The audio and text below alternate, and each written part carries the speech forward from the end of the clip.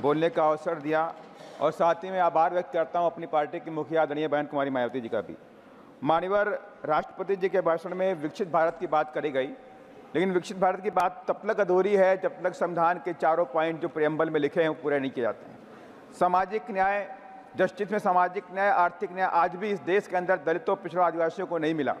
माननीय इस पर सरकार को विशेष ध्यान देना पड़ेगा और मैं सरकार से कहना चाहता हूं आपके माध्यम से कि रिजर्वेशन में, प्रमोशन में रिजर्वेशन का जो बिल पेंडिंग पड़ा है उसे पूरा कराया जाए, प्राइवेट सेक्टर में रिजर्वेशन दिया जाए और साथ ही विकसित भारत की बात इस देश में तब तक नहीं हो सकती जब तक हम शिक्षा की तरफ नहीं बढ़ेंगे। जितने भी इस देश बाहर की कंट्री हैं, डेवलप कंट्रीज़ हैं, उनके पास एजुकेशन के दम पर, साइंस और टेक्नोलॉजी के दम पर आगे बढ़ी हैं, लेकिन आज शिक्षा का बाजारीकरण किया गया। शिक्षा को तमाम सरकारों ने पीछे गरीबों से धकेलने का काम किया। आज शिक्षा गरीबों से बहुत दूर होती नजर आ रही है। इस पर भी मैं सरकार से आग्रह करूंगा शिक्षा को लेकर के गरीबों की शिक्षा फ्री की जाए। साथ ही जातिवाद एक बड़ा जहर है, जब तक सोच विकसित नहीं होगी, जातिवाद से बाहर नहीं निकलेंगे तो बात नहीं बनने वाली। पूरे देश के अंदर जातिवाद की घटनाएं बढ़ी, अत्याचार की घटनाएं बढ़ी। अभी कुछ दिन पहले उत्तर प्रदेश के फिरोजाबाद में एक दलित युवक को थाने में और वहाँ पे जेल के अंदर पीट के मार डाला गया और ऐसी कई घटनाएं देखने को मिलती हैं।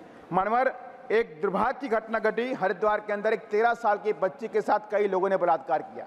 ये घटनाएं दुखद है मानवर, इन पर भी सरकार को रोक लगाना चाहिए कि ऐसी घटनाओं की पुनरावृत्ति देश में नहीं होनी चाहिए। और मानवर एक बात और मैं कहना चाहता हूँ कि पिछले कई सालों से इस देश के जो दलित और आदिवासी है उस सरकारी जमीनों पर मकान बना के रहता है, उनके पास कोई कागज नहीं है, दशकों सदियों से रहते हैं, लेकिन सरकार ने पिछले कई सालों से सरकारी जमीन खाली कराने के नाम पर बुलडोजर से मकान तोड़ दिए और वो बेचारे बेघर हो गए। दलितों के मकान तोड़े गए, आदिवासियों के मकान तोड़े गए, मुसलमानों के मकान तोड़े गए। इस पर भी सरकार को ध्यान देना चाहिए। सरकार पूरे देश की है, जनता की है, चाहे वो दलित हो, चाहे आदिवासी हो, चाहे वो पिछड़े समाज का हो। मानवर लास्ट में कहना चाहता हूँ, किसान सम्मान निधि अच्छी बात है, लेकिन कभी आपने सोचा, किसान सम्मान निधि तो ठीक है, लेकिन कभी आपने सोचा जो कृषि में जो काम करते हैं, कृषि श्रमिक जिसे खेतिहर मजदूर कहते हैं, वो सिर्फ 2-3 महीने की इनकम पर डिपेंड करते हैं।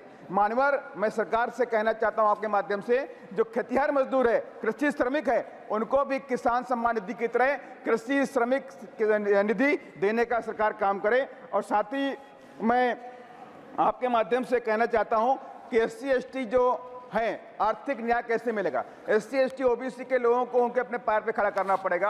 कई दसियों साल से इस देश के अंदर SC/ST लोगों को कहीं पट्टे नहीं दिए गए, जमीन के पट्टे नहीं दिए जा रहे हैं, जबकि उत्तर प्रदेश के अंदर 2007 से 12 के बीच में आदरणीय बहन कुमारी मायावती जी ने 4.5 लाख हेक्टेयर जमीन SC/ST OBC के लोगों को, जो भूमिहीन लोग थे, उनको देने का काम किया था। मानवर मैं यही सब बातें आपके माध्यम से कहना चाहता हूं। साथ ही एक लास्ट पॉइंट मानवर मैं कहना चाहता हूं, 2018 की घटना, जब SC/ST एक्ट को खत्म किया गया, सुरक्षा कवच को खत्म किया गया, तो वहां पे आंदोलन हुआ। आंदोलन में लाखों बच्चों के ऊपर मुकदमे किए गए, लेकिन सरकार से मैंने कई बार आग्रह भी किया है कि उन मुकदमों को खत्म कर दे।